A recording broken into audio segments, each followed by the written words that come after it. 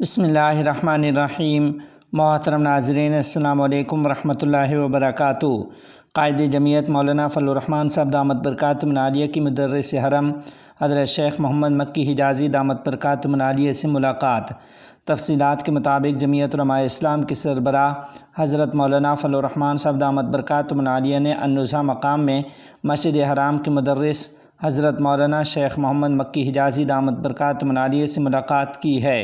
اس موقع پر قائد سندھ علامہ راشد خالد محمود سومرو، مفتی ابرار احمد، مولانا احسان الحق شیرازی اور غلام رسول مینگل ہمراہ تھے۔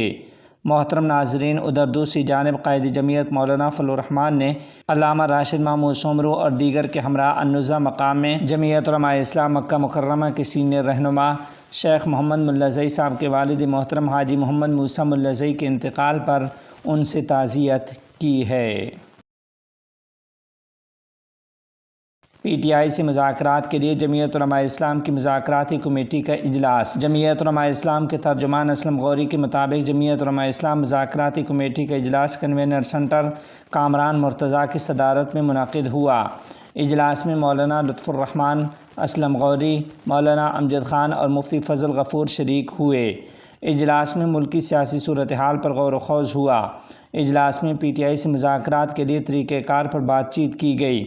ترجمان جمعیت علماء اسلام کے مطابق اجلاس میں دونوں جماعتوں کے درمیان باہمی روابط کو خوش آئین قرار دیا گیا۔ کمیٹی اجلاس کی تجاویز جمعیت علماء اسلام کے سربراہ مولانا فضل الرحمان کو ان کی وطن واپسی پر پیش کرے گی۔ افغان وزیر داخلہ سے چینی سفیر کی ملاقات۔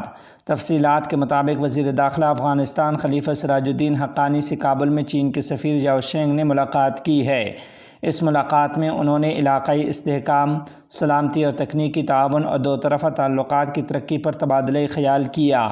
ذرائع کے مطابق چین کے سفیر جاؤ شینگ نے چینی پروجیکٹس، سفارتی اور مقیم چینی شہریوں کو تحفظ فراہم کرنے پر وزارت داخلہ کی قیادت کا شکریہ ادا کرتے ہوئے اس وزارت کے مسلسل تعاون پر اطمینان کا اظہار کیا۔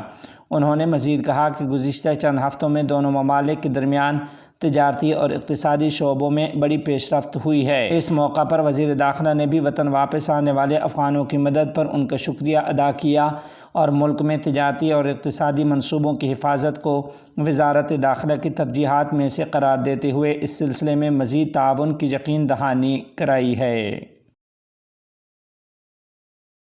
نائب وزیر اعظم مولوی عبدالکبیر ایک وفد کے ہمراہ ایران کے دورے پر روانہ۔ تفصیلات کے مطابق افغانستان کے نائب وزیر اعظم برائے سیاسی امور مولوی عبدالکبیر ایک وفد کی قیادت کے ساتھ سرکاری دعوت پر ایران روانہ ہو گئے ہیں۔ اس 3 روزہ دورے میں نائب وزیر اعظم مولوی عبدالکبیر ایران کے نومنتخب صدر جناب مسعود کی تقریب حلف برداری میں شرکت اور 2 طرفہ سرکاری ملاقاتیں کریں گے۔ اس کے علاوہ اس سرکاری دورے میں افغانستان اور ایران کے درمیان سیاسی اور اقتصادی تعلقات کی مضبوطی، اس ملک میں مقیم افغان مہاجرین کے مسائل کے حل اور تعاون کو فروغ دینے پر تبادلہ خیال کیا جائے گا۔